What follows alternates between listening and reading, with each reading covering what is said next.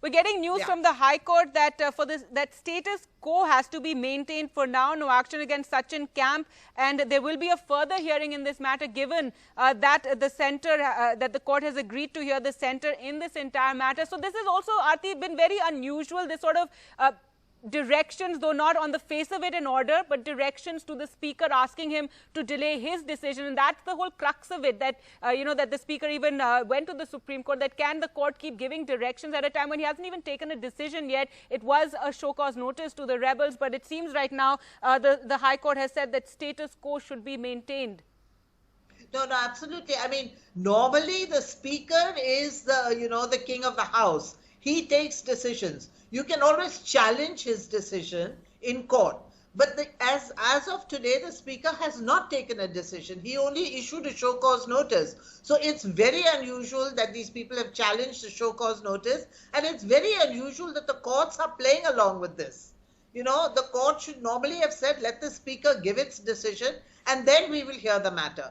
But, but I still feel that, if the House is convened next week, which is what we're hearing, that Ashok Gehlot is going to call an assembly session, the speaker could on the floor of the House disqualify these MLAs. Because once he's inside his chamber, he decides what is to happen. Once he's inside the assembly, he decides what happens in the assembly, and on the floor he could disqualify these people. All right, that again is what we can imagine may happen when that assembly finally does convene. We're still waiting for word on that as well, some formal request.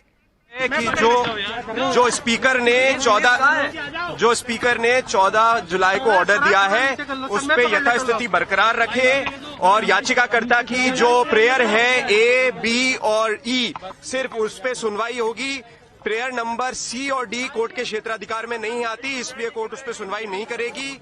Parties को direction दिए हैं कि आप अपनी pleading complete कर लो, और जब भी प्लीडिंग कंप्लीट होती है तब फाइनल सुनवाई होगी अर्ली लिस्टिंग एप्लीकेशन मूव करने के बाद। रिजेक्ट की गई है, प्रेयर 4 क्या रहा? प्रेयर 4 रिजेक्ट नहीं करी गई है। प्रेयर 4 और प्रेयर 3 और प्रेयर 4 उस पे कहा गया है कि हाईकोर्ट के क्षेत्राधिकार में नहीं आता, इसलिए इसको हम नहीं सुनेंगे।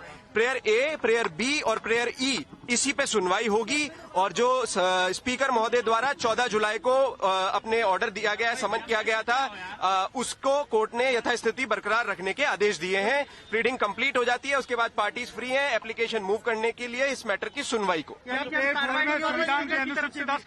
प्रेयर 4 में नहीं है सर, वो प्रेयर ई के अंदर है। प्रेयर 3 और 4 कहती है कि इनको एमएलए बने रहने देना चाहिए, तो कोर्ट ने कहा ये हमारे क्षेत्राधिकार में नहीं है, ये स्पीकर तय करे। हमारे क्षेत्राधिकार में जो है वो प्रश्न पूछा गया है कि स्पीकर द्वारा क्या ये नोटिस दिए जा सकते हैं या नहीं, और मुख्य रूप से क्या शेड्यूल 10 का 2(1)A अनकॉन्स्टिट्यूशनल है या नहीं। मुख्य रूप से इन पे आगे फैसला होगा। उस पे जब यथास्थिति बरकरार करने के निर्देश दिए तो कार्रवाई नहीं होगी। अब उच्चतम न्यायालय के समक्ष मसला रहेगा कि परसों कोर्ट इस पर्टिकुलर ऑर्डर को कैसे देखती है। फैसले के बाद ही कुछ फैसला हो पाएगा।